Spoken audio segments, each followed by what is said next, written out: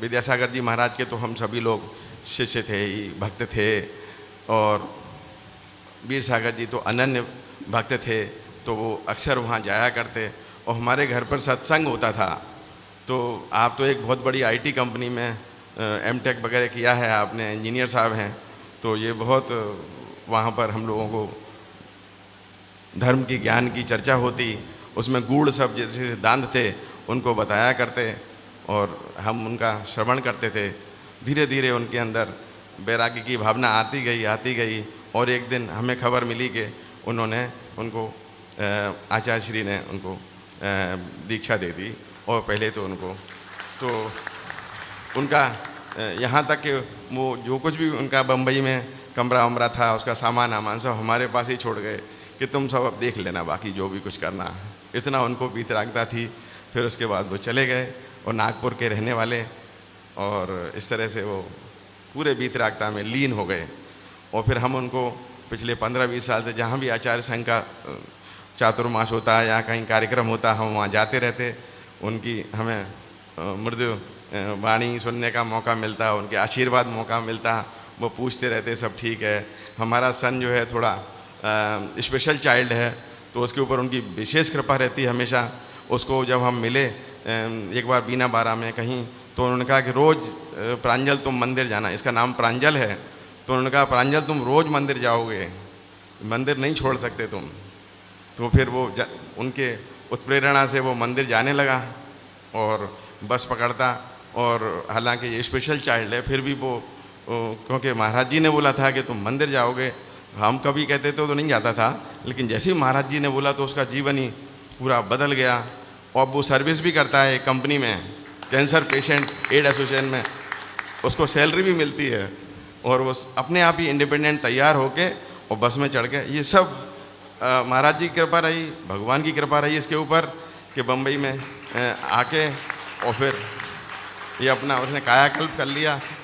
और हम इसके लिए बहुत बहुत आभारी हैं, वंदना करते हैं। और बहुत हमारे अंदर कितना श्रद्धा भाव है वीर सागर जी के लिए मैं बता नहीं सकता हूँ। तो मैं सीधा अभी दिल्ली से आया और सीधा ही चरणों में नतमस्तक हो गया। तो महाराज जी के प्रवचन तो आप सुन ही रहे हैं कि कितने विद्वान हैं महाराज जी। तो हमें सब अपना अपना जीवन बदलना है, अपना चारित्र भी बदलना चाहिए। उसके बिना केवल हम लोग अगर ऐसा करते रहेंगे, केवल पूजा पाठ करेंगे, तो उससे अपना कुछ कल्याण होने वाला नहीं है। कल्याण तो तभी होगा जब अपना सम्यक दर्शन, सम्यक ज्ञान, सम्यक चारित्र, तो चारित्र अगर 5% भी बदल दिया तो आपका अगला भव सुधर जाएगा। तो ये सब समझने की बातें हैं। जहाँ तक कैंसर की बात है तो मैं कैंसर का डॉक्टर हूँ और हर दिन हमारे हॉस्पिटल में 4-5 मरीज तो जैन वाले आ ही जाते हैं। आगरा के भी बहुत सारे जैन मरीज हमारे पास आए। और परसों ही परमार सागर जी महाराज ने हमें जब अवार्ड मिला तो बहुत बड़ा एक उन्होंने उसका स्लाइड व्लाइड भी दिखाया, उन्होंने प्रशंसा की है। तो हमें ये कहना है कि ये पॉल्यूशन से, जितना प्रदूषण है उससे कैंसर होता है। तो पानी प्रदूषित है, खाना प्रदूषित है, पेस्टिसाइड्स हैं, वायु में प्रदूषण तो है ही है। और बाकी तो हम लोग तो बहुत से काम नहीं करते कि नॉन वेजिटेरियन और अल्कोहल एंड तम्बाकू गुटखा खाना। तो अगर ये सब छोड़ दें, ये सब अपना, जैसा कि जैन धर्म में पाक शास्त्र बताया गया है, जैसा कि आचार विहार है, अपना कुलाचार है, अगर उसके हिसाब से भी हम काम करें तो करीब 60% कैंसर से बचे रहेंगे। 60% कैंसर से तो हम वैसे ही बच जाएंगे अगर हम जैन कुलाचार को दिन में खाना खाएं। रात में खाना जब खाते हैं तो पेट में सड़ जाता है खाना और वो फिर सब दूषित पदार्थों को निकालता है और शरीर उनसे लड़ता है खाने से। जब आप रात में 10 बजे खाना खाते हैं तो वो सब शरीर उनके साथ लड़ रहा होता है, उससे एनर्जी नहीं मिलती खाने से, बल्कि सब वो गंदा होके और शरीर को दूषित कर देता है और स्टमक के कैंसर के लिए तैयारी हो जाती है। बड़ी आंत के कैंसर, स्टमक के कैंसर सब उसी से बनते हैं, पेंक्रियाज के कैंसर बनते हैं। तो इसलिए हम वो वैसा काम न करें जैसा हमें बताया गया है, जैन धर्म में जैसा खाना बताया गया है वैसा ही खाना खाएं। हमेशा पानी छान के पीने से कितने प्रकार के रोगों से आप बच सकते हैं। अगर आप छन्नी लगाते हैं और देखते हैं कितनी छन्नी गंदी हो जाती है 10 दिन के बाद, है ना। वैसे तो उसकी बिनछानी भी करनी चाहिए, लेकिन 99% लोग तो बिनछानी नहीं करते होंगे।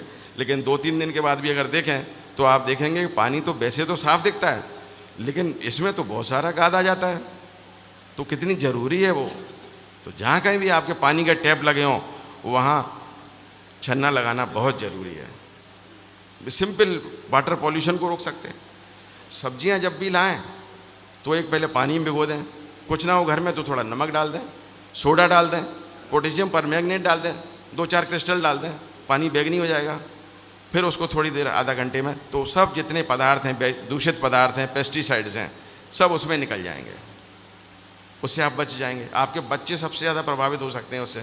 जितना कोमल शरीर होता है उतना ही बाहर के प्रदूषण से जल्दी ही प्रभावित होता है। आपको कभी पेट खराब हो जाता है, कभी कुछ हो जाता है।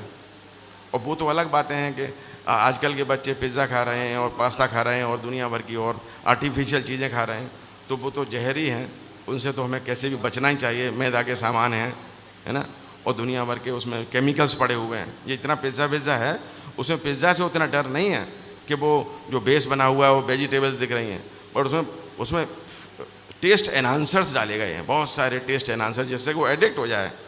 तो वो टेस्ट एनहांसर्स कम से कम मैं समझता हूँ 100 से 200 केमिकल्स पड़े होते हैं उसको टेस्ट बनाने के लिए। आप देखेंगे जो बच्चा खा लेता है वो कहता है वो मैं बर्थडे पे पिज़्ज़ा ही खाऊंगा, मेरे भाई की बर्थडे पिज़्ज़ा मंगाओ, है ना। तो ये बड़ी बड़ी कंपनियां इस तरह से अट्रैक्ट करती हैं। कोल्ड ड्रिंक्स पीते हैं लोग, घर में कोल्ड ड्रिंक्स फ्रिज में रखते हैं। कम से कम ये सिंपल चीज़ें कर सकते हैं। कोल्ड ड्रिंक हम नहीं पिए, कभी हम परचेज़ नहीं करेंगे। जैसे आप आलू प्याज परचेज़ नहीं करते ना, घर में हम कभी परचेज़ नहीं करेंगे आलू प्याज। मैं भी दिन में खाना खाता हूँ और बिल्कुल सब चीज़ों का त्याग है, कोई चीज़ का दिन में ही खाना खा लेता हूँ। जैसे ही ऑफिस से आया मैं 6:45 बजे तक मेरा खाना ख़त्म हो जाता है। ऐसे ही आप लोग कर सकते हैं। अपने कौन से भोजन है, सिंपल भोजन है, लौकी तोरई टिंडे, ये कभी गड़बड़ नहीं कर सकते, कभी भी गड़बड़ नहीं कर सकते। सिंपल अपनी रोटी खा ली, सिंपल खाना खाएंगे, लंबी जीवन जिएंगे, रोग मुक्त होकर जिएंगे जीवन।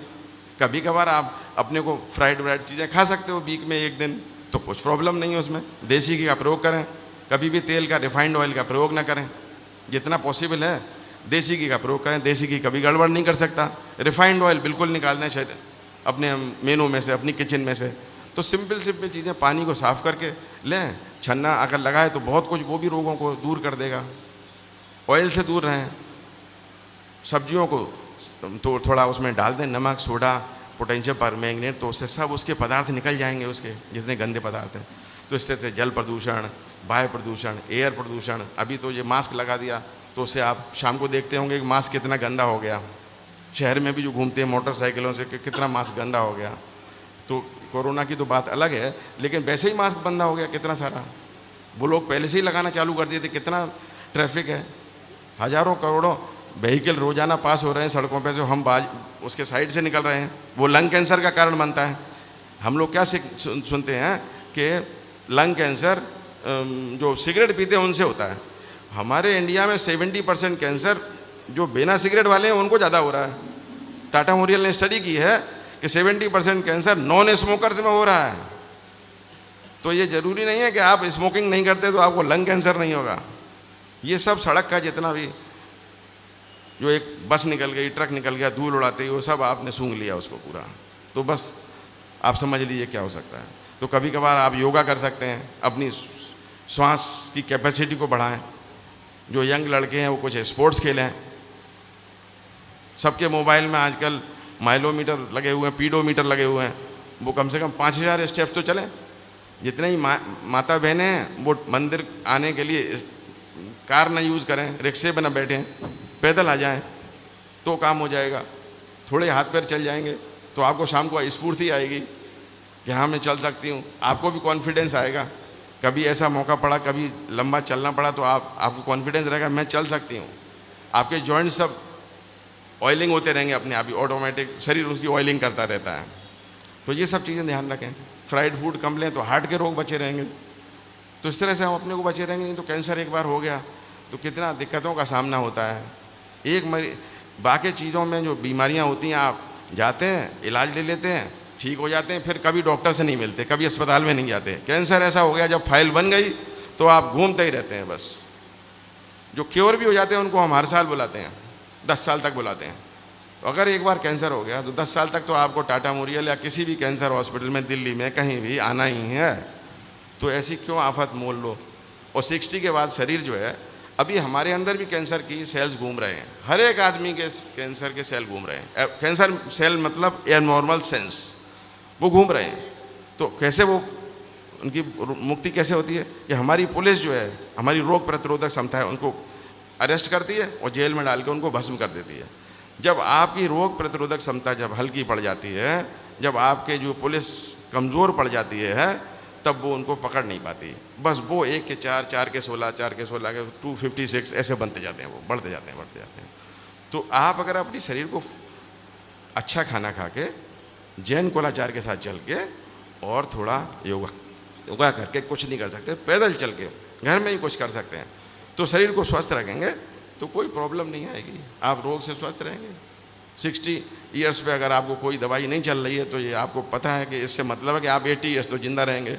जिसको 60 पे कोई दवाई नहीं चल रही, इस 80 तक जाने का उसके पास पासपोर्ट है, ये आप समझ लें। जो 60 पे ही दवाइयाँ खाने लगा कि वो हाथ में 4, 5, 10 दवाइयाँ खा रहा है, इसके मतलब अब वो मामला जो है फ्लाइट अब जो है नीचे आने लगी। ये फ्लाइट अब लैंड करेगी थोड़ी दिन में, 1-2 साल में फ्लाइट लैंड कर जाएगी। तो अगर आप ब्लड प्रेशर के मरीज हैं, डायबिटीज़ के मरीज हैं, डायबिटीज़ के मरीज को क्या बताया जाता है? घूमो 4 किलोमीटर। ब्लड प्रेशर के मरीज को क्या बताया जाता है? वो भी कहते हैं घूमो, है ना। ये सब शरीर जो है अननेसेसरीली एक्सेलरेटर पे है। दोनों एक्सेलरेटर पे जब आप ऐसे ऐसे करते हैं, तब वो शरीर जो है फिर ख़त्म हो जाता है। तो मैं इसी के साथ समय न लेते हुए, महाराज जी का समय हो रहा है, ज्ञान की बातें सुने। नमोस्तु नमोस्तु महाराज जी को नमोस्तु नमोस्तु। ओम। बहुत बहुत धन्यवाद डॉक्टर PN जैन साहब आपका।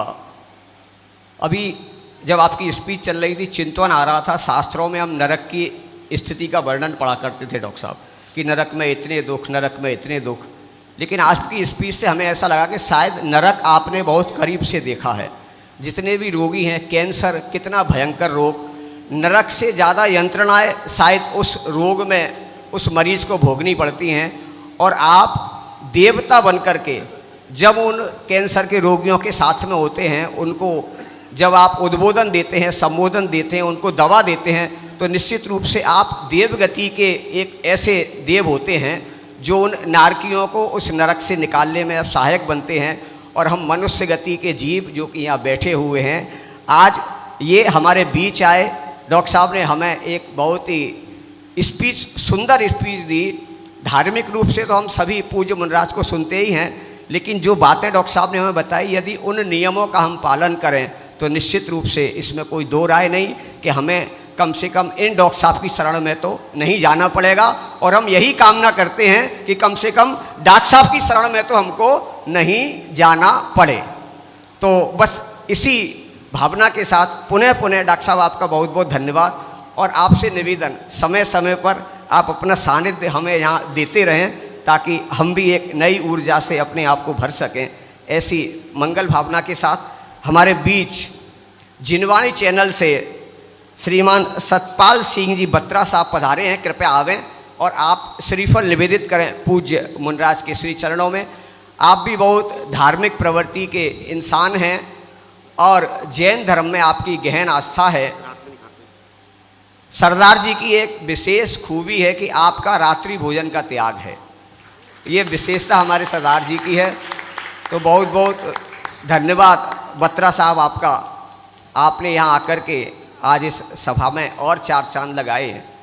और अब चलेंगे परम पूज्य मुनिश्री 108 वीर सागर जी मुनिराज के सादर श्री चरणों में कि ये गुरुदेव अपने मंगलमय उद्बोधन से हम सभी को अभिसिंचित करें। ऐसी परम पवित्र भावना के साथ आपके चरणों में त्रयवार नमोस्तु गुरुदेव, नमोस्तु गुरुदेव, नमोस्तु गुरुदेव। ओम। उसको वॉल्यूम।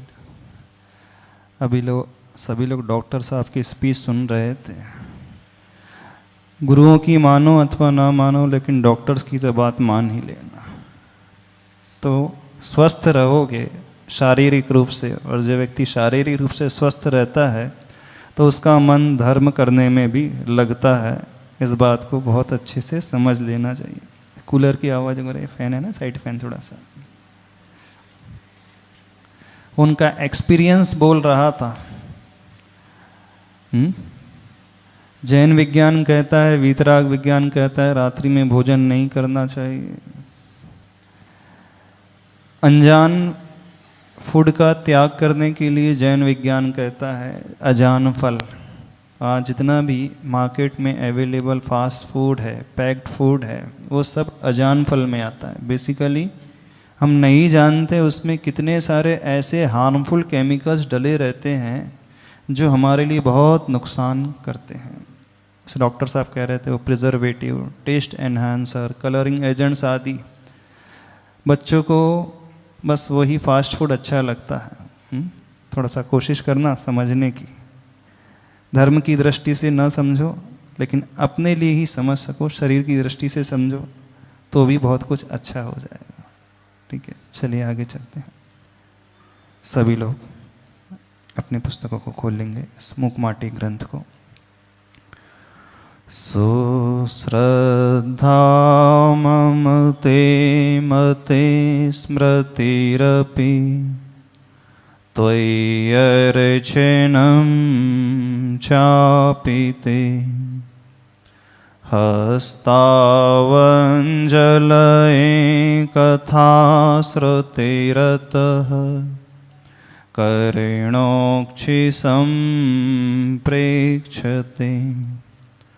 स्वस्तत्यां व्यसनं शिरोनति परम् सेवीदृशी येन ते तेजस्वी सुजनोऽहमेव सुकृति तेनैव तेजः पते तेनैव तेजः पते। बोले देवादिदेव 1008 अतिशयकारी श्री चिंतामणि पार्श्वनाथ भगवान की। गुरुनाम गुरु आचार्य भगवान श्री ज्ञान सागर जी महाराज की। संत शिरोमणि आचार्य भगवान गुरुदेव श्री विद्यासागर जी महाराज की। जिन्द्रियापक मुनिपुंग श्री सुधा सागर जी महाराज।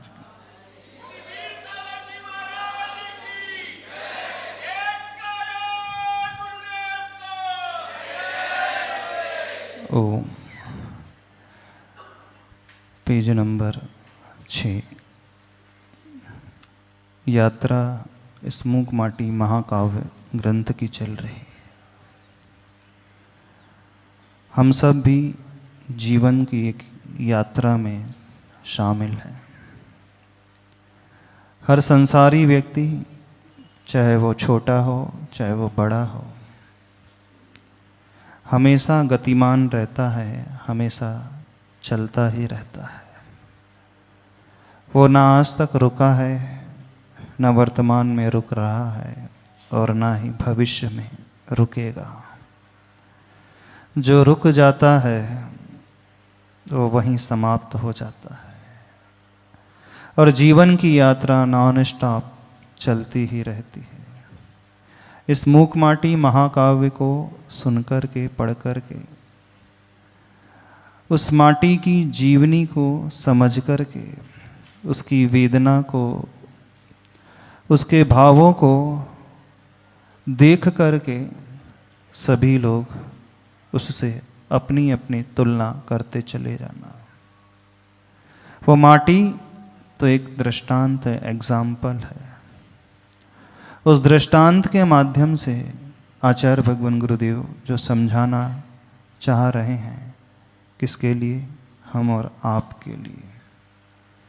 क्योंकि सभी लोग इतने नासमझ हैं, क्योंकि सबका जीवन इस प्रकार का बना हुआ है कि उसमें कुछ ऐसा है ही नहीं।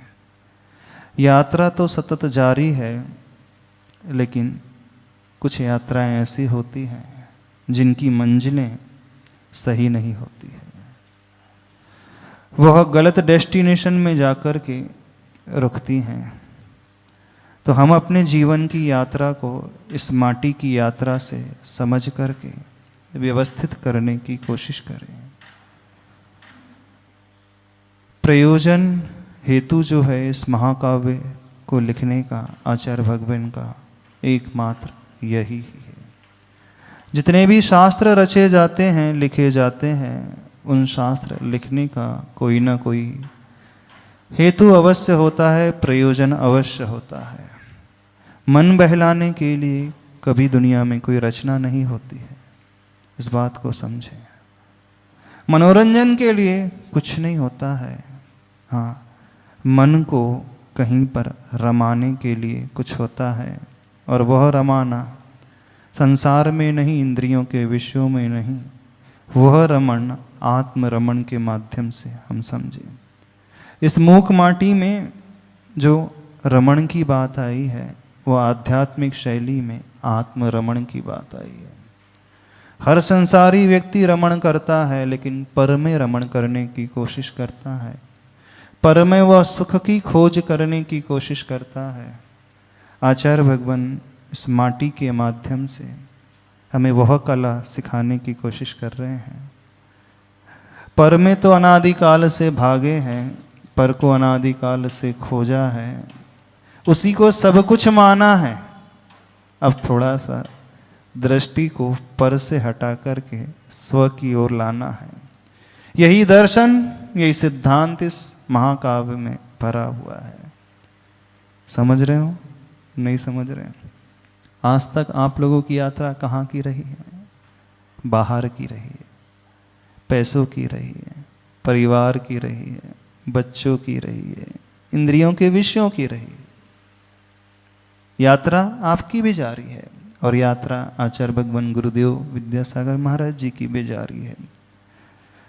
एक की यात्रा नीचे की ओर है, संसार की यात्रा, लेकिन उनकी यात्रा जैसे वह माटी की यात्रा, उस माटी से कलश तक वह पूर्ण विकास को प्राप्त होगी, ऐसे ही आचार्य भगवान की यात्रा है, नीचे से ऊपर की ओर, इस मध्य लोक से सिद्ध लोक की ओर। यात्रा वही मानी जाती है जब हम ऊंचाइयों को छुएं। जहाँ गिरना होता है वो यात्रा यात्रा नहीं कहलाती है, जहाँ पतन होता है। अभी तक की जो यात्रा रही है वो गिराव को लिए हुई रही है ना। अभी तक का जो चलना रहा है जीवन में, जो करना रहा है जीवन में, वो नीचे की ओर रहा है, अधोगति को लिए हुए होता है। लेकिन इस मूक माटी महाकाव्य को पढ़ करके थोड़ा सा अपने चिंतन की धारा को समझने की कोशिश करना,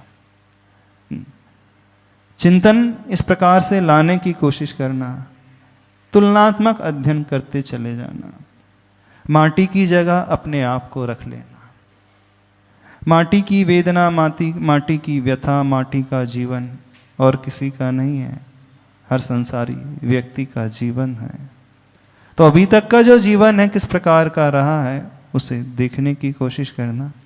माध्यम यह महाकाव्य बनेगा, और ये महाकाव्य फिर पढ़ना हमारा, सुनना हमारा सार्थक सिद्ध हो जाएगा। क्योंकि आप लोग क्यों सुन रहे हो? आचार्य भगवान ने लिख दिया, इस कारण सुन रहे हो। इस महाकाव्य का बहुत नाम है, चूंकि यह महाकाव्य की श्रेणी में आता है, इस कारण सुन रहे हो। कि बात समझ में आ जाएगी, इस कारण सुन रहे हो। बताओ किस कारण सुन रहे हो? कोई प्रयोजन है कि नहीं? कौन सा प्रयोजन है आप लोगों के सुनने का, पढ़ने का? प्रयोजन रहित कुछ भी नहीं होना चाहिए, प्रयोजन सहित होना चाहिए। क्या प्रयोजन, क्या पर्पस है? प्रयोजन मीन्स पर्पस क्या है? क्या पर्पस लेकर के यहां बैठे हो? क्या पर्पस लेकर के सुन रहे हो? सिर्फ टाइम पास करने के लिए नहीं, उस कविता के अर्थ को समझने के लिए नहीं। हाँ, आचार्य भगवान ने लिख दिया, इस कारण हमें पढ़ लेना चाहिए, इस धारणा से नहीं।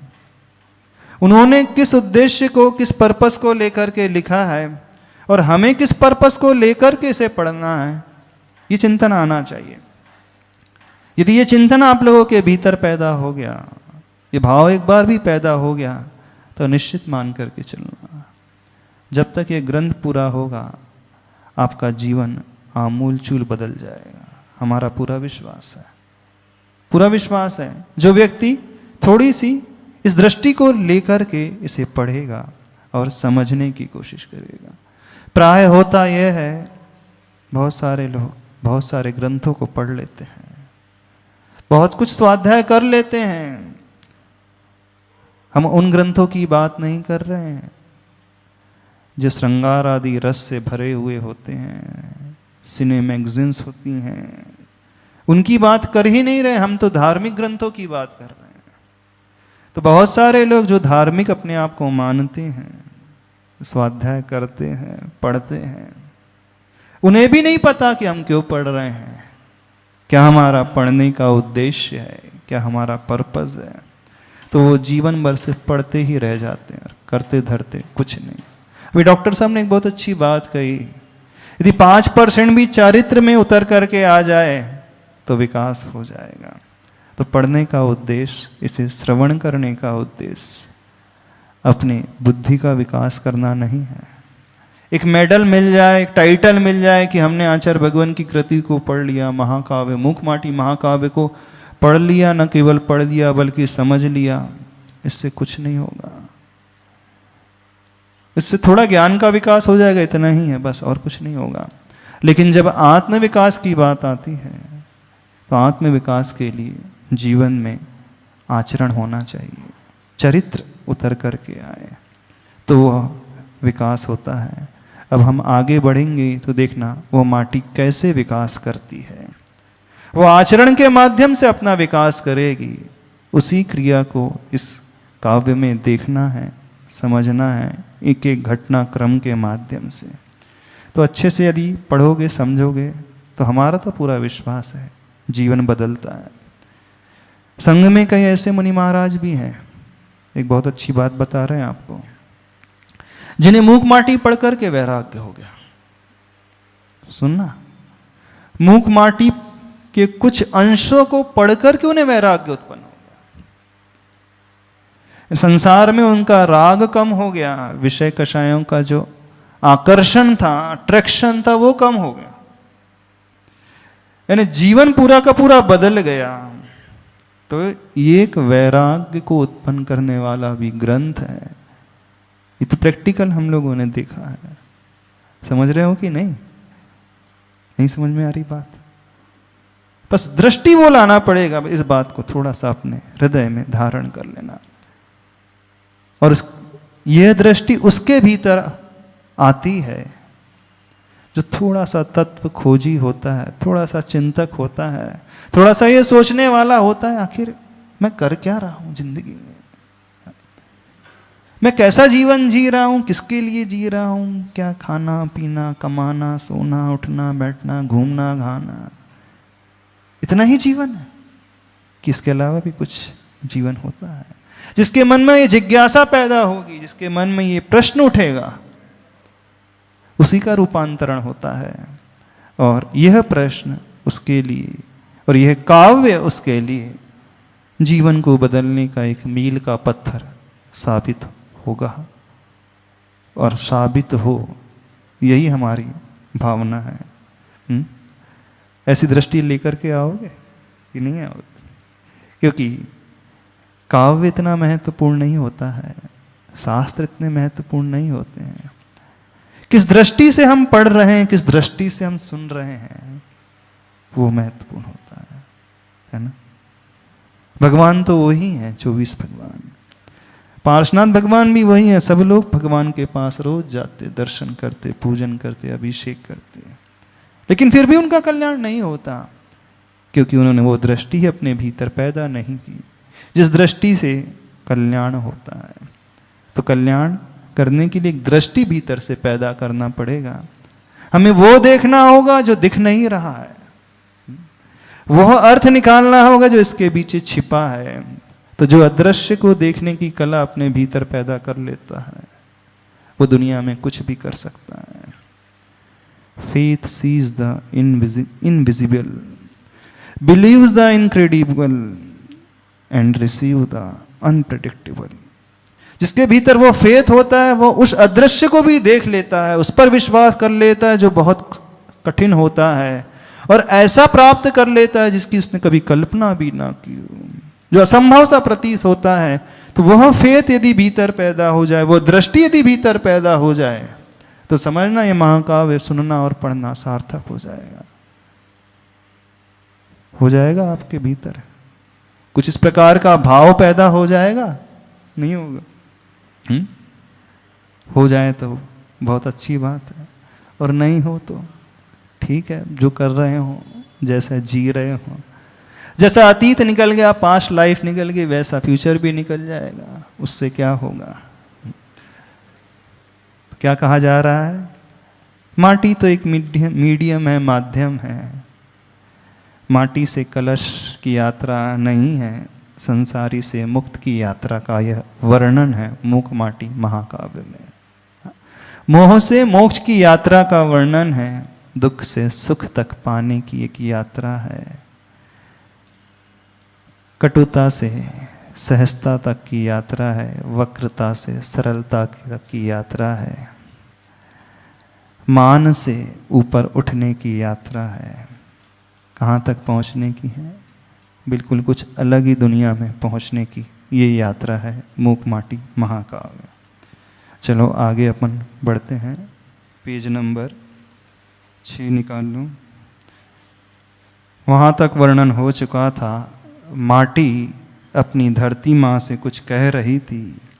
कुछ क्षणों के लिए मौन छा जाता है, दोनों अनिमेष एक दूसरे को ताकती हैं। धरा की दृष्टि माटी में, माटी की दृष्टि धरा में, बहुत दूर भीतर जा समाती है। दोनों एक दूसरे को निहार रहे हैं। निहार क्या रहे हैं? एक दूसरे के भावों को समझने की कोशिश कर रहे हैं। अब धीरे धीरे मौन का भंग होता है माँ की ओर से। अब माँ कुछ कहना प्रारंभ कर रही है अपनी उस बेटी के लिए, जिसकी आंखें और सरल और तरल हो आ रही हैं, जिनमें हृदयवती चेतना का दर्शन हो रहा है, जिसके सल छलों से शून्य विशाल भाल पर गुरु गंभीरता का उत्कर्षण हो रहा है। पहले इसका पाठ कर लेते हैं, फिर इसके अर्थ को समझने की कोशिश करते हैं। जिसके दोनों गालों पर गुलाब की आभा ले हर्ष के संवर्धन से दृग बिंदुओं का अविरल वर्षण हो रहा है। विरह, रिक्तता, अभाव, अलगाव भाव का भी शनह शनह अपकर्षण हो रहा है। जिन शब्दों का प्रयोग आचार्य भगवान ने किया, कुछ अर्थ समझ में आ रहा है? हाँ, किसी के लिए थोड़ा कठिन सा लग रहा होगा।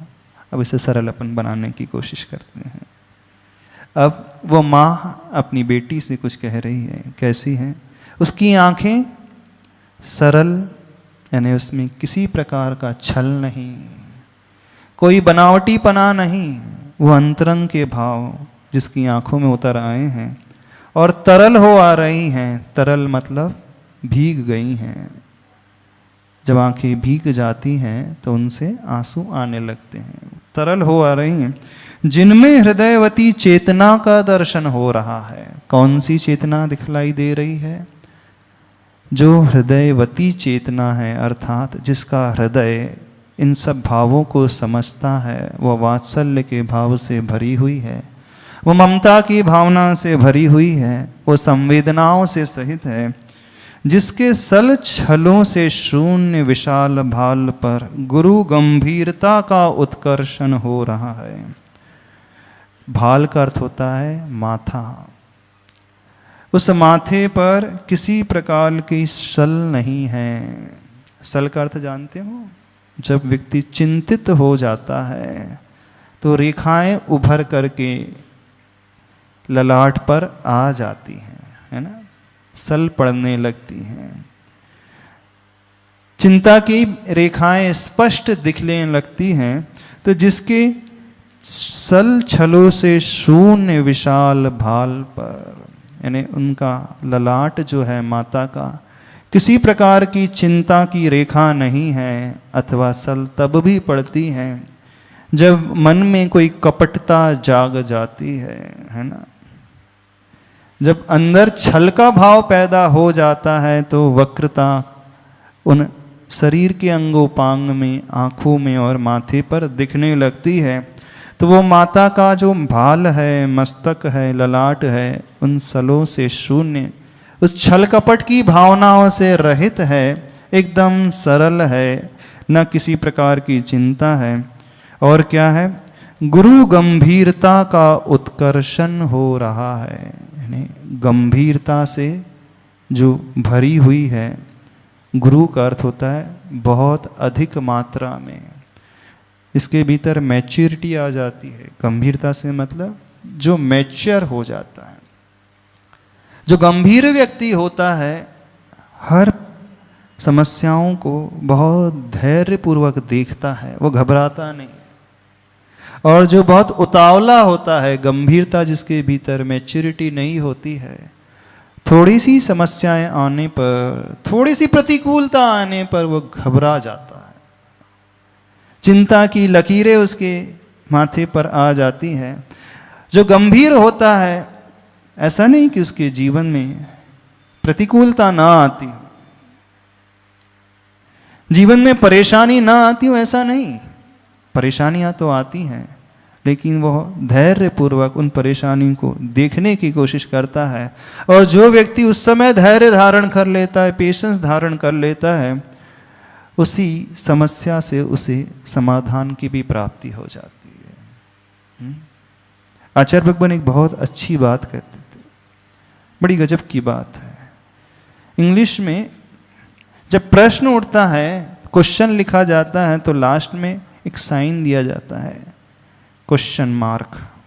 क्वेश्चन मार्क का साइन कैसा होता है? ऐसा होता है, और नीचे एक डॉट रहता है, बिंदी रहती है। तो जब जब क्वेश्चन मार्क लिखा जाएगा तो ऐसा साइन बनाया जाएगा और नीचे एक डॉट दिखा जाएगा। और जब आंसर पूरा होता है तो आंसर कंप्लीट होने के पश्चात भी एक साइन लिखा जाता है। कौन सा साइन लिखा जाता है? Full stop. फुल स्टॉप लिखा जाता है, पूर्ण विराम अथवा फुल स्टॉप। तो फुल स्टॉप का साइन कौन सा होता है? एक वहां भी एक डॉट होता है, एक बिंदी होती है। अब जो धैर्य वाला, पेशेंस वाला व्यक्ति होता है अथवा गंभीर व्यक्ति होता है, तो उस क्वेश्चन मार्क को बड़े ध्यान से देखता है, और ध्यान से देखने पर उसे वही डॉट क्वेश्चन मार्क के भीतर मिल जाता है, यानी उसी प्रश्न के भीतर उसे वो उत्तर दिख जाता है। तो क्वेश्चन मार्क अपने आप में उत्तर छिपाए हुए रहता है, हम ये कह रहे हैं। यानी आचार्य भगवान की ये दृष्टि बड़ी गजब की दृष्टि है। हर क्वेश्चन मार्क में वह उत्तर का वो भाव छिपा रहता है। यानी जीवन में जब भी प्रश्न उठेंगे, हर प्रश्न अपने साथ उत्तर को लिए हुए होता है। जीवन में जब भी समस्याएं आएंगी, हर समस्या अपने साथ समाधान को लिए हुए होती है, लेकिन समाधान उसे नजर आएगा जो पेशेंसली उसे देखने की कोशिश करेगा, जो गंभीर भावों से उसे परखने की कोशिश करेगा। तो देखना हर परेशानी में आपके लिए वह आंसर अपने आप मिल जाएगा। लेकिन जब हम उतावली में आ जाएंगे, बहुत ज़्यादा जल्दी जल्दी करने की कोशिश करेंगे, तो उस जल्दी जल्दी में सारे काम बिगड़ जाते हैं। होता है कि नहीं? बने बनाए कार्य भी बिगड़ जाते हैं। जो होने को होते हैं पर वह भी समाप्त हो जाते हैं, उसमें भी हमें सफलता नहीं मिलती। होता है कि नहीं? बच्चों से पूछे जब एग्ज़ाम देने जाते हैं, जो आता है क्वेश्चन का आंसर पता भी है, लेकिन जैसे ही वो अति जल्दी जल्दी कर लेते हैं तो वो आंसर को भूल जाते हैं, अथवा उल्टा का सीधा लिख करके आ जाते हैं, एक ही जगह बी में टिक करके आ जाते हैं, अथवा क्वेश्चन 2 का आंसर 3 में लिख देते हैं। होता है। ये कब होता है? जब बहुत ज़्यादा उतावलापन, हेजिटेशन, कर दो। और जैसे ही वो धैर्यपूर्वक पेशेंस रख करके सोचता है तो उसे सही उत्तर मिल जाता है। तो जीवन में गंभीरता लाना सीखो, हम ये कह रहे हैं। गंभीर व्यक्ति हर समस्याओं को जीत जाएगा। समझ में आ रही बात? नहीं समझ में आ रही है तो question mark itself contains with in answer. Her question mark अपने भीतर, अथवा हर क्वेश्चन अपने भीतर उस उत्तर को छिपाए हुए रहता है। बस हमें कला आना चाहिए उस उत्तर को खोजने की। इस कला को सीख लोगे तो बहुत लाभ होगा जिंदगी में। चलिए आगे चलिए। तो कैसा है वो? गुरु गंभीरता का उत्कर्षण हो रहा है। उत्कर्षण मतलब बढ़ना, उत्कर्षण मतलब ग्रो करना, ग्रोइंग फेज। जैन सिद्धांत का भी एक शब्द आता है कर्म सिद्धांत में, कर्म प्रकृति का उत्कर्षण, अपकर्षण, संक्रमण आदि। तो यहाँ पे उत्कर्षण वर्ड हो रहा है यानी ऊपर की ओर विकास करना। यानी इसे समझना चाहें तो जो विकासशील होता है, डेवलपिंग होता है, उसके लिए उत्कर्षण वर्ड का प्रयोग किया जाता है।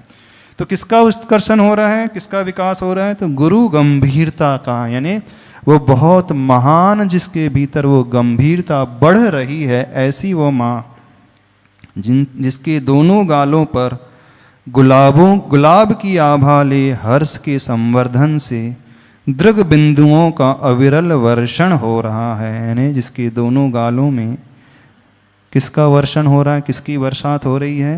गुलाब की सुगंधी लिए हुए हर्ष के बढ़ने से, हर्ष के संवर्धन मतलब हर्ष के बढ़ने से दृग बिंदुओं का, दृग का अर्थ होता है दृष्टि, आँखें, और दृग बिंदु मतलब आँखों से बहने वाले वो मोती, यानी वो अश्रु, आंसू। तो अविरल यानी निरंतर, लगातार वर्षण हो रहा है, यानी उस माँ की आँखों से आंसू निरंतर बह रहे हैं। क्यों बह रहे हैं? जब उसने अपनी बेटी माटी की वेदना पीड़ा सुनी, व्यथा सुनी, कल इसका वर्णन हुआ था माटी की वेदना का, तो उस व्यथा को सुनकर माँ की आंखों में भी नॉन स्टॉप अविरल रूप से वे आंसू की लड़ी लग गई है, झड़ी लग रही है। और कैसी है वो माँ? विरह रिक्तता अभाव अलगाव भाव का भी शनह शनह अपकर्षण हो रहा है। अपकर्षण का अर्थ हो रहा है घटना, कुछ बढ़ रहा है, कुछ घट रहा है। वृद्धि किसकी हो रही है? गंभीरता की वृद्धि हो गई, उत्कर्षण हो गया। और घटना किसका हो गया? शनह, शनह का अर्थ होता है ग्रेजुअली, स्लोली, धीरे धीरे। किसका? विरह रिक्तता, विरह रिक्तता यानी जब वियोग हो जाता है उसे कहा जाता है विरह। तो विरह से वो रहित है ना, किसी प्रकार का वियोग नहीं। अभाव यानी किसी प्रकार का कोई अभाव नहीं, कोई अब्सेंस नहीं। अलगाव भाव का भी, यानी अलगाव यानी जो लगावपन था उससे ठीक विपरीत कहलाता है अलगाव। यानी जब द्वेष भाव होता है तो उससे कहा जाता है अलगाव। किसी से किसी को लगाव हो जाता है और किसी को किसी से अलगाव हो जाता है। लगाव में राग की अधिकता होती है और अलगाव में द्वेष की अधिकता होती है। अलगाव यानी कैसा होता है? जो चाहता था अब उसने छोड़ दिया। अभी मित्रता थी तो मित्रता का नाम लगाव हो गया, और जब वो शत्रुता में बदल जाती है, दुश्मनी में बदल जाती है, तो वो लगाव का ठीक अपोजिट अलगाव यानी वह शत्रुता हो गई, दुश्मनी, वैर हो गया। तो किसका अपकर्षण हो रहा है? वो वैर का भाव का अपकर्षण, घटना हो रहा है। वो द्वेष कम हो रहा है, अभाव जिसके कम हो रहे हैं। वो वियोग की घड़ी वो अब दूर हो रही है, यानी अब दुख की घड़ी जो है हट रही है, अब सुख के क्षण आने वाले हैं। नियोग कहो या प्रयोग, सहज रूप से अनायास अनन्य आत्मीयता का संस्पर्शन हो रहा है। कुछ समझ में आया क्या हमने पढ़ा? अच्छा एक बात बताओ, बहुत ज़्यादा कठिन तो हिंदी नहीं है आचार्य भगवान की? हाँ, कठिन तो नहीं लग रही हिंदी? हाँ, जो यंग एज वाले हैं उनके लिए अवश्य डिफ़िकल्टी हो सकती है, क्योंकि वैसे ही वो हिंदी नहीं पढ़ते हैं, उन्हें सामान्य हिंदी नहीं आती। तो फिर साहित्यिक हिंदी, जो लिटरेचर वाली हिंदी होती है ना, साहित्यिक मीन्स जो लिटरेचर वाली जो हिंदी होती है, थोड़ा सा और उसके लिए परेशानी हो जाती है, पर इतनी कठिन नहीं है। शब्द वही हिंदी के हैं जो हम डेली बोलचाल की भाषा में बोलते हैं, तो पढ़ेंगे थोड़ा ध्यान से तो उसका अर्थ बहुत आसानी से समझ में आ जाएगा। क्या कहा जा रहा है? नियोग कहो या प्रयोग, सहज रूप से अनायास अनन्य आत्मीयता का संस्पर्शन हो रहा है। नियोग का अर्थ होता है कोइंसिडेंस, सहजता से, अनायास ही अपने आप ही हो गया, बिना मेहनत के, बिना पुरुषार्थ के, जिसे कुछ मिल जाता है, लॉटरी लग जाती है। उसने कोई मेहनत नहीं की है, अब 1 करोड़ की लॉटरी लग गई। तो नियोग कहो, अनायास ही कुछ हो जाता है, अपने आप ही बैठे बैठे जो मिल जाता है। तो कहा जा रहा है अनायास, नियोग कहो, कोइंसिडेंस कहो, अथवा प्रयोग कहो, चला करके कुछ करना, सहज रूप से अनायास अनन्य आत्मिता का संस्पर्शन हो रहा है। अनन्य आत्मिता, आत्मिता तो समझते हो, जुड़ाव जो होता है, अपनापन जो होता है, अपनेपन की भावना जो होती है, कैसी अनन्य है। अन्य का ठीक अपोजिट हो गया अनन्य। अन्य में हम भेद की कल्पना करते हैं, अनन्य का अर्थ होता है अभेद। दो प्रकार की आत्मीयता होती है, दो प्रकार का जुड़ाव होता है। एक आत्मीयता को करने वाला और जिससे आत्मीयता की जा रही है, दो अलग अलग व्यक्ति हैं, दो सेपरेट एंटिटी हैं, दो अलग अलग पर्सन हैं। तो वह अन्य की आत्मीयता। और अनन्य में अब जहाँ दो समाप्त होकर के एक हो जाते हैं तो वो कहलाती है अनन्य आत्मीयता। जैसे माँ की आत्मीयता बेटे से कैसी रहती है, बेटी से कैसी रहती है, अनन्य। उसी अनन्य आत्मीयता का प्रतीक है कि बुखार बेटे को आता है और दुख माँ को होता है। भूखा वो रो रहा है लेकिन आंसू माँ की आंखों से भी आ रहे हैं। ये कब होता है? जब वो इतना जुड़ा रहता है अनन्य रूप से। कहने के लिए वो दो व्यक्ति हैं, पुत्र अलग है, माँ अलग है, लेकिन जुड़ाव भीतर से इतना अधिक रहता है कि चोट कहीं लगती है और दर्द कहीं और होता है। ये तब होता है जब इतनी अनन्य आत्मीयता, यानी इतना ज़्यादा अट्रैक्शन उसके प्रति अथवा इतना ज़्यादा अटैचमेंट उसके जिसके प्रति होता है। तो आत्मीयता का मतलब समझ लेना वो अटैचमेंट का भाव। जब बहुत ज़्यादा अटैचमेंट हो जाता है पुत्र का अथवा माँ का पुत्र से, पुत्र का माँ से, तो वो उसके बगैर नहीं रह सकती और पुत्र भी उसके बगैर नहीं रह सकता। वो दूर चला जाता है तो माँ की आंखें भर जाती हैं, अथवा जब बेटी की विदा होती है, जब जाती है तब भर जाती ना, और आती है घर लौट करके तो भी आंसू से भर जाती है, लेकिन वो हर्ष के आंसू, खुशी के आंसू। ये कब होता है? जब अनन्य आत्मीयता, इतना ज़्यादा अटैचमेंट किसी का होता है किसी से, सब फील्ड में होता है। तो क्या हो रहा है? अनन्य आत्मीयता का संस्पर्शन हो रहा है, यानी वह छू रहे हैं इस प्रकार से कि जैसे कहने के लिए दो हैं लेकिन भावनाओं के माध्यम से वो एक मेक हो गए हैं। तो माँ पुत्री का ये जो संवाद चल रहा है वो इस प्रकार का है। और वह धृति धारिणी धरती कुछ कहने को आकर्षित होती है, सम्मुख माटी का आकर्षण जो रहा है। कौन है माँ? कौन है? किसके लिए माँ कहा जा रहा है इस मुख माटी महाकाव्य में? धरती के लिए। धरती की विशेषताएं क्या होती, क्वालिटीज क्या होती हैं? धृति धारिणी। समझ में आया इस वर्ड का मीनिंग? नहीं समझ में? धृति का अर्थ हुआ धैर्य, पेशेंस। तो पृथ्वी जो होती है, धरती जो होती है, सबसे ज़्यादा सहनशील होती है। उससे ज़्यादा सहनशील दुनिया में कोई नहीं होता, उससे ज़्यादा धैर्य किसी के पास नहीं होता। उस पृथ्वी में हम कुछ भी डाल दें वो सब स्वीकार कर लेती है ना, सब स्वीकार। आप गंदगी डाल दो, कचरा डाल दो, खाद डाल दो, पानी डाल दो, मिट्टी डाल दो, सब वो स्वीकार कर लेती है। उसको अच्छा दे दो, बुरा दे दो, जो भी दे दो, कभी शिकायत नहीं करती। करती है धरती माँ? कभी शिकायत नहीं करती। और गंदगी देने के पश्चात भी, डालने के पश्चात भी वो उसको कन्वर्ट करके हमारे लिए उपयोगी बना करके दे देती है। होता है कि नहीं? मल विसर्जित किया जाता है और वही खाद के रूप में पृथ्वी उसे लौटा देती है। वह सिर्फ देना जानती है और लेना जानती है तो कष्टों को लेना जानती है, दुखों को लेना जानती है।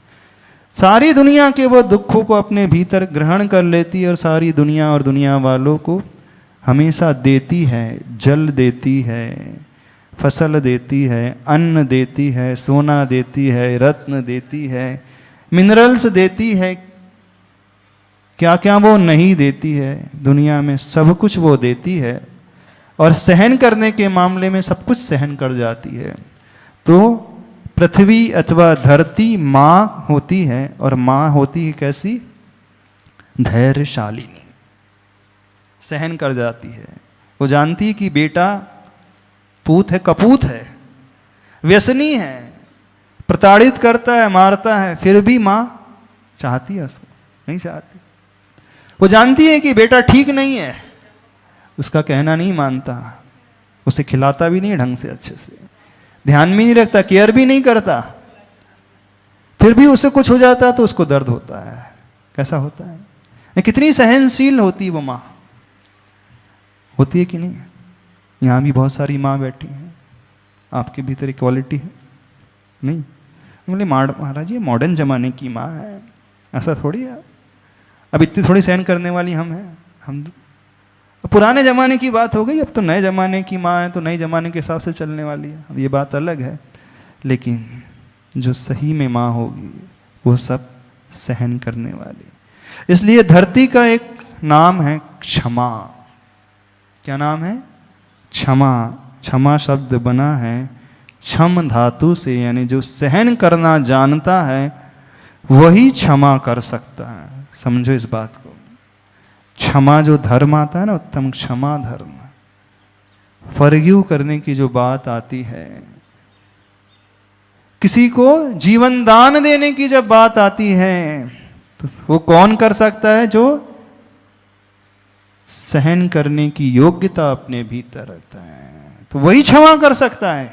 हर कोई के बस की बात नहीं क्षमा करना, वो तो तुरंत ईंट का जवाब पत्थर से देता है। लेकिन धरती माँ का एक दूसरा नाम है क्षमा, वो जो सहनशील है, ऐसी वो धरती है। धृति धारिणी धरती, यहाँ पर जिस शब्द का प्रयोग किया है, यानी वो धैर्यशालिनी, एक बहुत बड़ा गुण है।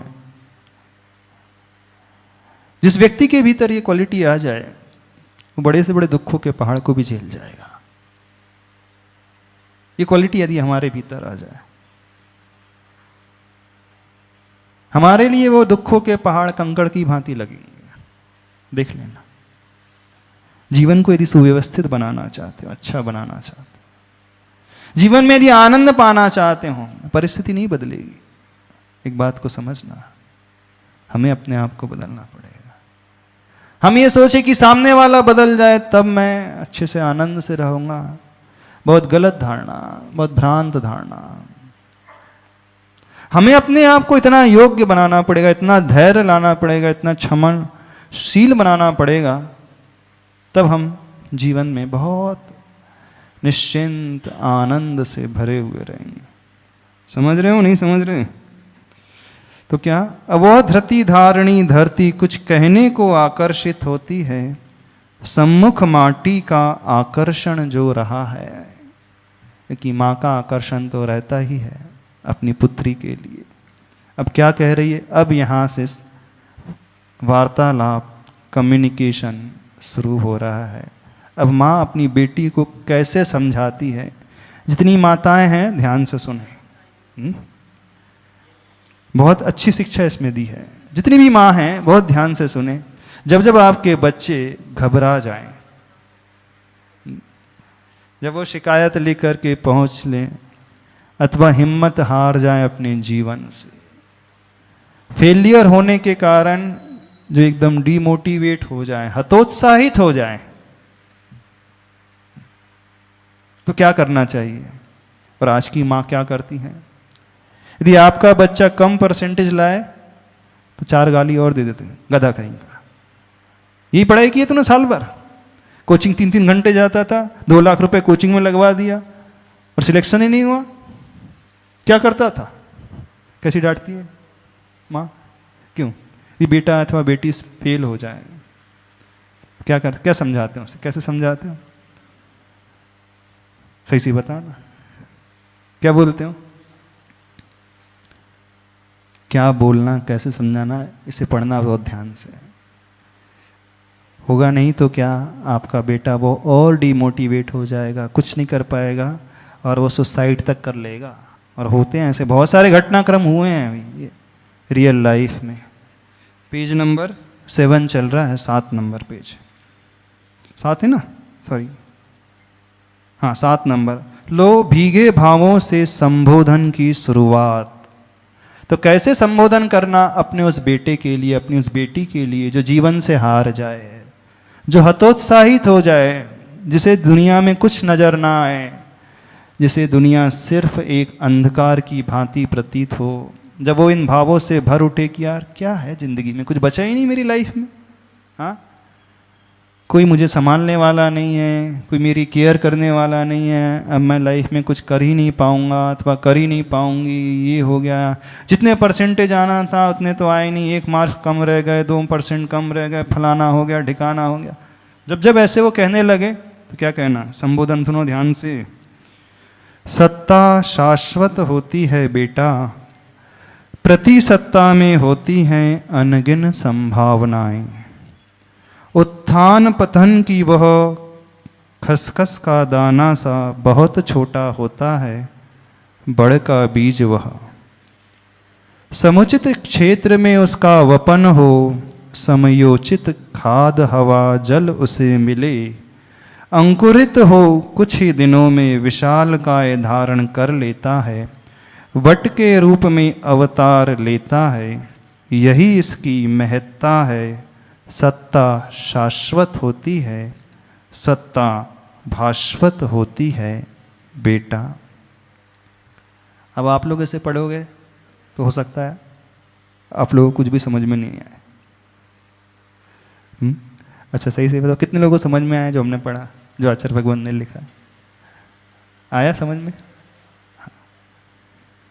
कैसे उसे समझाना? सत्ता शाश्वत होती है बेटा, प्रति सत्ता में होती हैं अनगिन संभावनाएं। 2 चीजें, 2 वर्ड्स हैं यहां पर। अब इसके बहुत बहुत सारे अर्थ हैं। सत्ता मतलब होता है एग्जिस्टेंस, द्रव्य, और प्रति सत्ता का अर्थ होता है पर्याय। सत्ता का अर्थ होता है सब्सटेंस, जीव, आत्मा, द्रव्य, और प्रति सत्ता का अर्थ होता है पर्याय। ये तो हो गया एक मूल में अर्थ। सत्ता का एक अर्थ होता है हम मरेंगे नहीं, हमारी पर्याय चले जाएगी। अब थोड़ा दूसरा गहरा अर्थ बता रहे हैं। जब जीवन में ऐसे वैसे विचार आने लगे तो जो विचार पैदा हो रहे हैं वो भी स्थायी नहीं है, वो छूटने वाले हैं, नष्ट होने वाले हैं, बदल जाने वाले हैं। लेकिन ऐसा कुछ होता है जो नहीं बदलता है। वो कौन है? वो हम होते हैं। हम नहीं मरेंगे, हम नहीं नष्ट होंगे, ये तो हमारा शरीर छूट जाएगा।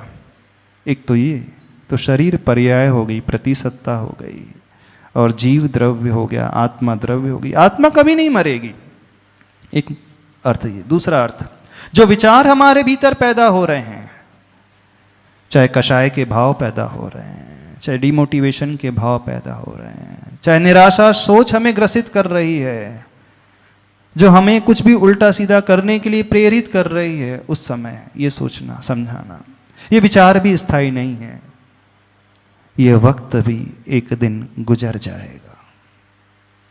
ये वक्त भी एक दिन गुजर जाएगा। दुनिया में कुछ भी स्थायी नहीं होता है। स्थायी होगा तो एक ही चीज स्थायी होगी, और वो कौन? हम, हमारी आत्मा। वो नहीं गुजरेगी कभी।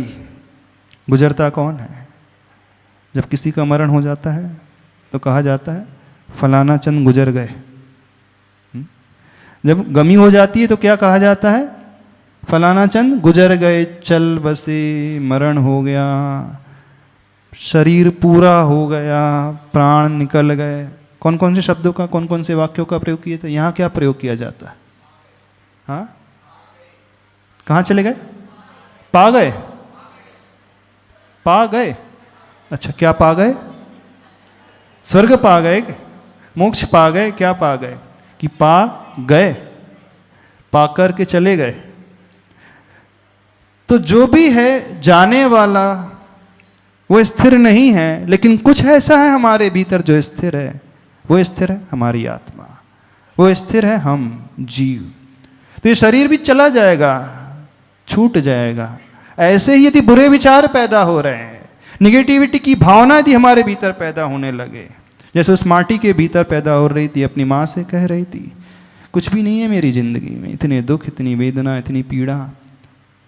ऐसे ही बहुत सारे लोग होते जब उनके जीवन में पहाड़ सा टूटता है दुखों का तो वो घबरा जाते हैं, है ना, वो भी अंदर से टूट जाते हैं। उस समय क्या चिंतन करना, उस समय कैसे समझाना अन्य को, अपने बेटों को, बेटियों को, अन्य लोगों को अथवा स्वयं को।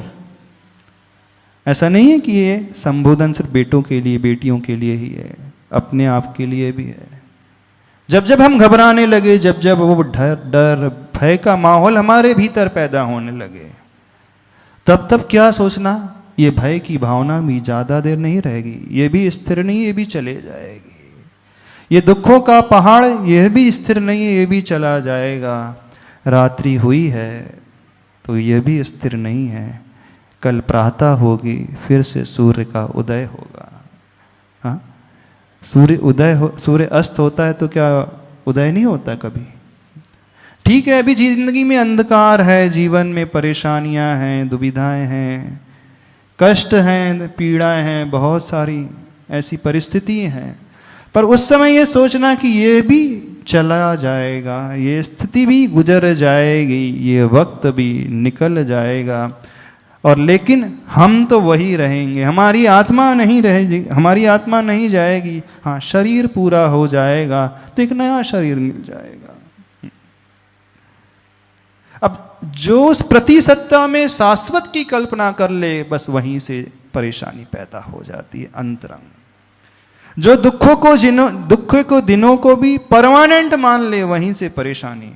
तो उन दुखों के क्षणों को भी अस्थिर मानना, वो भी प्रतिसत्ता है, वह शाश्वत नहीं है। सत्ता शाश्वत होती है बेटा, प्रतिसत्ता में होती है अनगिन संभावनाएं, यानी परिस्थितियों में होती है एन नंबर ऑफ पॉसिबिलिटीज, हम नहीं काउंट कर सकते, बहुत सारी संभावना छिपी हो सकती हैं, होती हैं। आज हम गरीब हैं, कल दिन बदल जाते हैं, आज दुखी हैं, कल सुखी हो जाते हैं, आज बीमार हैं, कल स्वस्थ हो जाएंगे, आज परेशानियां हैं, कल उनसे मुक्त हो जाएंगे।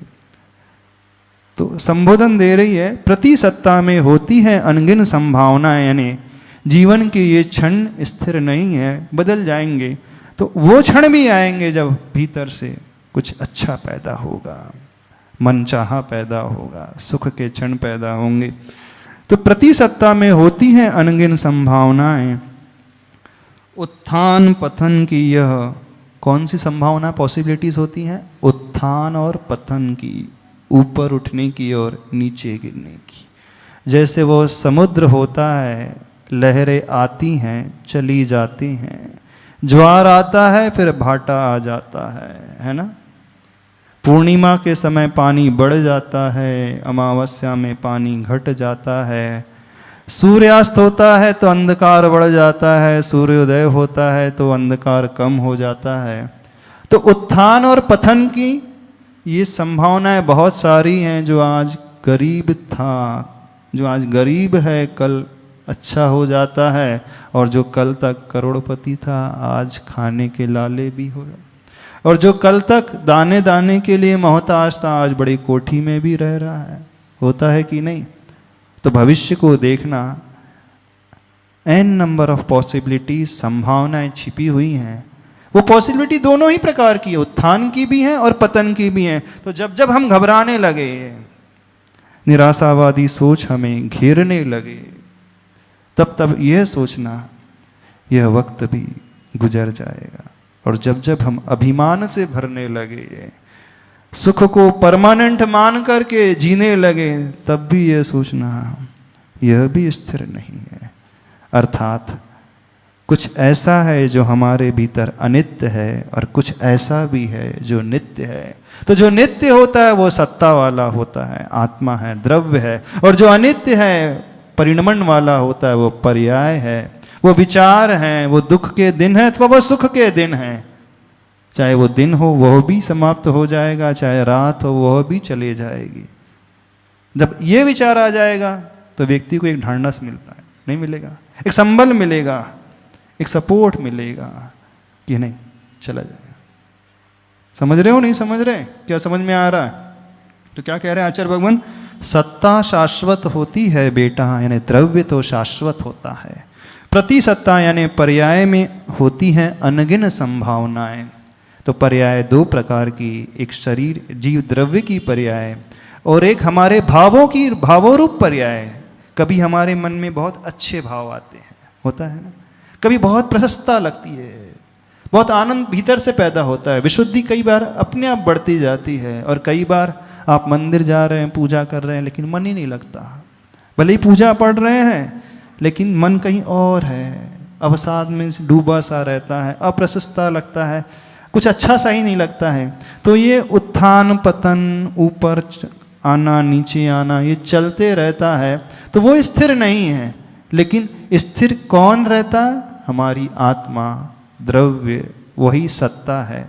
उसमें कभी परिवर्तन नहीं होता है। परिवर्तन तो इस शरीर आदि में होगा अथवा परिवर्तन उन भावों में होगा। तो गलत भाव भी आ जाएं, नेगेटिविटी के भाव भी आ जाएं, तो वह भी स्थिर नहीं है, ऐसा सोचना। वेदना के भाव आ रहे हैं, दुख के दिन आ रहे हैं, तो वह भी स्थिर नहीं है। उत्थान पतन की वह संभावनाएं कैसे उदाहरण दे रहे हैं।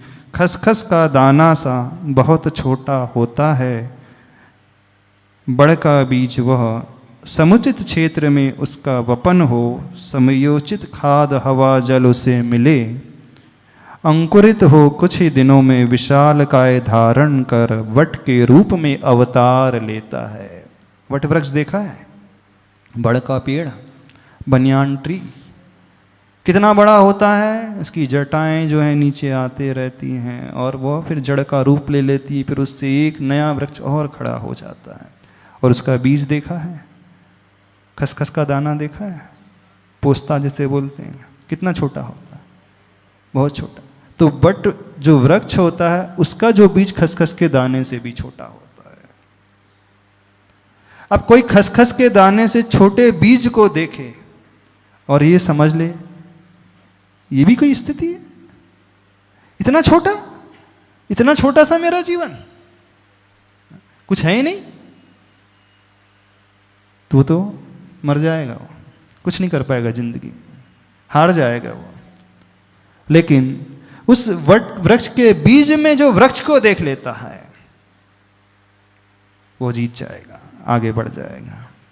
तो जब वो छोटा सा दाना बीज बोया जाता है, कहाँ पर बोया जाता है? समुचित क्षेत्र में, यानी योग्य खेत में, उस क्षेत्र में। और क्या होता है? जहाँ उसका वपन हो, समयोचित खाद उसे मिले, हवा मिल जाए, पानी उसे मिले, उसमें अंकुरन फूट जाए, कुछ ही दिनों में वो विशाल काय धारण कर वट के रूप में अवतार लेता है। कुछ समय के पश्चात फिर इतना बड़ा हो जाता है कि हम पकड़ नहीं पाते हैं कि उसका मूल कौन सा है। एक बीज से कितने वृक्ष बन जाते हैं, कितने वृक्ष बन जाते हैं। जब वट का पेड़ देखा होगा तो एक पेड़ बन गया, फिर उसी से दूसरा पेड़, उसी से जड़ निकल गई, फिर और तीसरा, चौथा, पांचवा, छठवां, चारों तरफ उसका घेरा बढ़ते ही चला जाता है, बढ़ते ही चले जाता है। फिर ये पता लगाना कुछ वर्षों के पश्चात मुश्किल हो जाता है उसका मेन पॉइंट कौन सा था, मेन वृक्ष कौन सा था जिससे इतने सारे वृक्ष पैदा हो गए। तो इतना विशाल रूप धारण कर लेता है कुछ समय के पश्चात। तो ऐसे ही हमारे साथ भी है। यदि योग्य निमित्त हमें मिल जाए, योग्य सहायता हमें मिल जाए, योग्य हम विचारों को अपने संभाल ले उस समय दुख के दिनों में, तो भले ही आज स्थिति बहुत छोटी सी है, लेकिन एक दिन देखना वो इस विशालता को धारण कर लेती है। जब ये दिख जाएगा तो व्यक्ति सब दुखों को भूल जाएगा, जी जान लगा करके अपने कार्य के प्रति बढ़ जाएगा, अपने लक्ष्य के प्रति, अपने गोल के प्रति, अपने उद्देश्य के प्रति जी जान लगा देगा, फिर घबराएगा नहीं। लेकिन मैक्सिमम लोग घबरा जाते हैं, डर जाते हैं, नहीं डर जाते। आप कहोगे कि महाराज जी उस समय तो कुछ सोचता ही नहीं है। जब दुखों का पहाड़ सा टूटता है ना, उस समय कुछ समझ में नहीं आता है, कुछ दिखलाई नहीं देता है, ऐसा लगता है कि ये अंधकार की रात्रि तो अब अनंत काल की है। बस यही गलत धारणा हो गई। तो क्या गलत धारणा हो गई? हमने प्रतिसत्ता को शाश्वत मान लिया, पर्याय को शाश्वत मान लिया, उन क्षणों को शाश्वत मान लिया जो क्षण भंगुर थे। समझ रहे हो नहीं? यही इसकी महत्ता है, यही इसका इंपॉर्टेंस है। महत्ता मतलब इंपॉर्टेंस। सत्ता शाश्वत होती है, सत्ता भास्वत होती है बेटा। भास्वत का अर्थ है प्रकाशमान। भास्कर किसे कहा जाता है? सूर्य के लिए भास्कर कहा जाता है। सूर्य का एक दूसरा नाम संस्कृत में क्या आता है? भास्कर। भास्कर क्यों? जो भा यानी अपनी किरणों को फैलाता है, आभा को फैलाता है, प्रकाश को फैलाता है। तो सत्ता कैसी होती है? शाश्वत भी होती है और भास्वत भी होती है, यानी एक प्रकाश का पुंज उसके भीतर समाहित है कि नहीं? हमारी आत्मा में कितना समाहित है, कितना प्रकाश समाहित है? भगवान बन सकते हैं। अनंत प्रकाश, अनंत सुख, अनंत शक्ति, अनंत बल, अनंत ज्ञान, अनंत दर्शन, अनंत चतुष्टय किसमें है? सत्ता में। यानी वो क्षमता सबके भीतर है। इसकी आवाज़ को थोड़ी सी बताओ। सबके भीतर है। कोई डाउट तो नहीं है आप लोगों के मन में? हमने कहा था कुछ लास्ट 10 मिनट्स थोड़ा सा डाउट क्लियर सेशन में रख देंगे। सत्येंद्र जी, कोई प्रश्न तो नहीं है? किसी को कोई पूछना तो नहीं है कि आगे चलें? यदि पूछना हो तो पूछ सकते हो, नहीं तो फिर हम आगे बढ़े। नहीं तो आप चिट में लिख करके दे भी सकते हो, नहीं तो आगे चलते हैं। रहस्य में पड़ी इस गंध का अनुपान करना होगा। ये सीक्रेट है। रहस्य में उस गंध का अनुपान करना होगा ना, उसे सूंघना होगा जो रहस्य में छिपी हुई है, सीक्रेट है, दिखलाई नहीं दे रही है पर है। क्या दिखाई नहीं दे रहा? हमारा पोटेंशियल हमें दिख नहीं रहा पर है। हमारी क्षमता हमारे भीतर है पर दिखाई नहीं दे रही है। तो जो अपनी क्षमता को पहचान जाता है, अपने पोटेंशियल को पहचान जाता है, उस रहस्य में पड़ी हुई गंध को सूंघ लेता है, वही जीवन में आगे बढ़ता है। तो आचार्य भगवान कह रहे हैं रहस्य में पड़ी इस गंध का अनुपान करना होगा। आस्था की नासा से सर्वप्रथम समझी बात। पेज नंबर 8, प्रश्न नंबर 8। कैसे उस गंध का अनुपान होगा? वो सुगंधी कैसे आएगी? आस्था की नासा से। किसे उस छोटे से खसखस के दाने बराबर बीज में वृक्ष दिखलाई देगा? बताओ। आंखों से दिखलाई नहीं देगा। जिसकी आस्था गहरी होगी, नहीं इसी बीज से वो वृक्ष पैदा होता है। भले ही बीज बहुत छोटा है, लेकिन एक दिन ये इतना विशाल रूप ले सकता है। जिसकी आस्था होगी वही उस गंध को पा सकता है, उसे देख सकता है। जिसकी ये श्रद्धा होगी वही ये विश्वास कर सकता है कि मेरी आत्मा में भी अनंत शक्ति मौजूद है। बताओ कितने लोगों की आस्था है? आस्था है? किस बात की आस्था? अभी हम शास्त्रों की बात नहीं कर रहे हैं। आप पढ़ा पढ़ाया बोल दोगे, हाँ मेरे अंदर भी भगवान बनने की शक्ति है। अब हाथ खड़ो, कितने लोगों के मन में वो श्रद्धा है, आस्था है कि जो हमारे दिन हैं वो हमेशा नहीं रहेंगे? प्रैक्टिकल वे में पूछ रहे हैं। कितने लोगों के जीवन में कष्ट हैं, बहुत सारे दुख हैं, परेशानियां हैं, कठिनाइयां। थोड़ा हाथ खड़े कर लें, खड़े तो कर लो। कठिनाइयां हैं, बड़े दुख हैं, बड़ी दूभर स्थिति है, बड़ी पोजीशन थोड़ी सी कैसी है?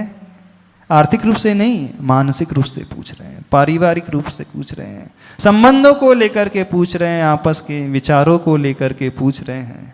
भले आर्थिक रूप से तो सक्षमता सबके पास है, लेकिन आपस में ट्यूनिंग नहीं बैठती है, मेल मिलाप नहीं है, मन मुटाव रहता है, अच्छा सा नहीं लगता है, वो हमें नहीं पसंद करता, हम उसे पसंद नहीं करते, वो हमारी निंदा बुराई करता रहता है, वो हमारे ऊपर कमेंट्स करते रहता है, वो हमारी टांग खिंचाई करते रहता है। होता है कि नहीं? नहीं होता? समाज में होता रहता है, घर परिवार में, खानदान में होता रहता है। बड़ा टेंशन है घर में, परेशानी ही है घर में। वो सास बहू से परेशान है तो बहू सास से परेशान है, ननंद भौजाई से परेशान है तो देरानी जेठानी से परेशान। किससे? सबके घर में परेशानी है कि नहीं? अब तो बता दो, आप हाथ खड़े करो किन किन के घर में परेशानियां हैं। नहीं है तो साक्षात भगवान के बाद आप ही का नंबर आएगा, फिर आप ही की पूजा शुरू हो जाएगी। सब सुखी हैं, भगवान बनने वाले हैं। हम तो चाह रहे हैं आप जैसे सुखी सभी लोग हो जाओ। तो फिर ये आशीर्वाद दे दे, जैसे आप वर्तमान में सुखी हैं हमेशा के लिए ऐसे सुखी बने रहो। ये आशीर्वाद दे दे, जैसे आप अभी वर्तमान में सुखी हो तो हमेशा के लिए ऐसे ही सुखी बने रहो। अब तो ठीक है ना, आपने कहा हम लोग सुखी हैं, तो फिर हमेशा के लिए ऐसे सुखी बने रहो, अनंत काल के लिए ऐसे सुखी बने रहो, हर भाव भाव में ऐसे सुखी बने रहो। अब तो ठीक है? नहीं, अब तो डर लगने लगा, क्योंकि पोल खुल गई ना। नहीं है तो दुखी है ना, हर कोई दुखी है। लेकिन जो दुख के क्षणों में सुख खोज लेगा वो कौन होगा? वो आस्थावान व्यक्ति होगा कि नहीं मेरा यह दिन भी बदल जाएगा। क्यों? क्योंकि मुझे उस खसखस के दाने में वो विशाल वट वृक्ष दिखलाई दे रहा है। मुझे यह भी विश्वास है कि प्रतिसत्ता जो है वह शाश्वत नहीं होती है, उसमें हमेशा अनगिन संभावना है। आज भले ही कष्ट के, दुख के दिन, परेशानी के दिन हैं, लेकिन कल यह दिन भी बदल जाएगा। आस्था होगी तो, और नहीं आस्था होगी तो वो डिप्रेशन में आ जाएगा, बीमार हो जाएगा, हैरान परेशान हो जाएगा कि नहीं? तो क्या हूँ, आप लोग कैसे हो? कैसे हो? कितने गहरे भाव छिपे हैं इस मूक माटी ग्रंथ में।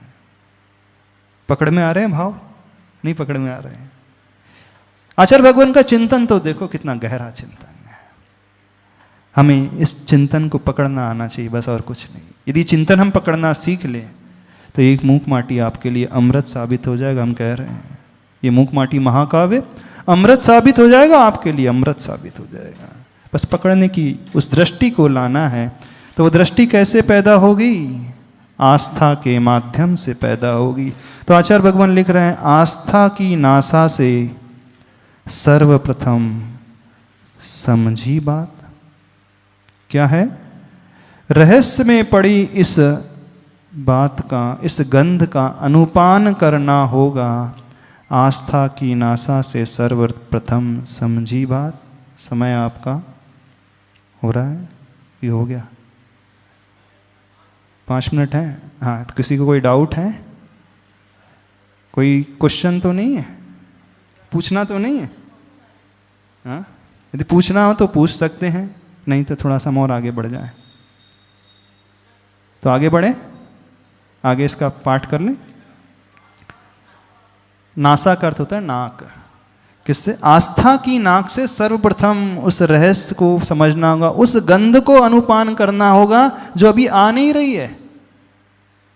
अभी नहीं आ रही है, भविष्य में आएगी। जैसे उस बीज में वृक्ष दिख नहीं रहा है, लेकिन भविष्य में वो पैदा होगा। दुख के क्षण में जो सुख को देखना सीख जाता है, वियोग में जो संयोग को देख लेता है, मृत्यु में जो जन्म को देख लेता है, घाटे में जो नफ़े को देख लेता है, अंधकार में जो प्रकाश को देखने की कला जानता है, वह व्यक्ति जीवन में कभी दुखी रह नहीं सकता। और फैक्ट यही है कि सब कुछ बदलता है, क्योंकि वो प्रतिसत्ता होती है, सत्ता नहीं। आगे इसका उच्चारण कर लेते हैं। लो और यह भी देख कितना खुला विषय है कि उजली उजली जल की धारा बादलों से झरती है। धरा धूल में आ धूमिल हो, दल दल में बदल जाती है। वही धारा यदि नीम की जड़ों में जा मिलती, कटुता में ढलती है। सागर में जा गिरती, लवणा कर कहलाती है। वही धारा बेटा विषधर मुख में जा विषहाला में ढलती है। सागरीय सुक्तिका में गिरती, स्वाति का काल हो मुक्ति का बनकर झिलमिलाती है बेटा। वही जली सत्ता जैसी संगति मिलती है वैसी मति होती है, मति जैसी अग्रिम गति, मिलती जाती और यही हुआ है युगों युगों से, भवों भवों से। समझ में आया? अर्थ बहुत सरल है। कौन सी बात कर रहे हैं? आज समय हो रहा है, इसके अर्थ को अपन कल देखेंगे। बहुत अच्छे भाव हैं। जैसी संगति वैसी मति, जैसी मति वैसी गति, वैसा ही जीवन। बहुत अच्छा उदाहरण आचार्य भगवान ने उस जल की धारा के माध्यम से दिया है। तो इसके अर्थ को कल अपन पकड़ने की कोशिश करेंगे। आज इतना ही रखते हैं। कठिन तो नहीं लग रहा ग्रंथ? अब तो ये नहीं कहोगे मुकमाटी कठिन है? क्यों? अब तो ये नहीं कहोगे ना मुकमाटी बहुत कठिन है, हमें समझ में नहीं आता। बहुत सरल है। आपसे उस दिन भी कहा था, फिर कह रहे हैं, इस पूर्वाग्रह को अपने हृदय से निकाल देना कि ये कठिन ग्रंथ है, ये महाकाव्य हमारे बस की बात नहीं है। तो बड़े बड़े कवि लोग हैं, वही समझ पाएंगे, महाराज जी लोग ही समझ पाएंगे, विद्वान पंडित ही जान पाएंगे। हम तो छोटे से लोग हैं, हमारी समझ ज़्यादा है नहीं, हमें ज़्यादा पकड़ में आता नहीं। ये धारणा जो बना करके बैठे हों, सर्वप्रथम इस धारणा को अपने मन से निकाल दोगे तो आप स्वयं देखना, आप दूसरी बार पढ़ोगे तो और भी अधिक गहरे भाव खुलते चले जाएंगे। बोले आचार्य परमेष्टि गुरुदेव विद्यासागर जी महाराज की। हाँ, क्या प्रश्न है? डॉक्टर स्वीटी जैन सहारनपुर से ऑनलाइन क्वेश्चन है। वपन का अर्थ बताने की कृपया कीजिए। हाँ, इसमें आया था, वपन शब्द आया था। वपन का अर्थ होता है बोना। जैसे खेत में बीज बोया जाता है तो खेत बीज को बोने का नाम होता है बीज का वपन करना। यहाँ पर वपन, जो सूत्र जो पंक्ति आई थी 7 नंबर पेज में, समुचित क्षेत्र में उसका वपन हो, यानी उसको बोना हो। तो ठीक है, चलते हैं। आचार्य भगवान गुरुदेव श्री विद्यासागर जी स्थान पर बैठे। देखिए, अभी आपको गुरुदेव ने मूक माटी के माध्यम से आपकी एक बूंद का महत्व तो हम सभी को बताया कि हम समझते हैं कि हम बूंद है, हमारी कोई सत्ता नहीं है, और जब सत्ता नहीं तो हमारे इस रहने का फ़ायदा क्या। लेकिन उस मूक माटी ने बताया कि जो बूंद है, जो खसखस है, वो ही एक बट वृक्ष का रूप धारण कर सकती है। तो आज हम सभी को यहाँ ये संकल्प लेकर के जाना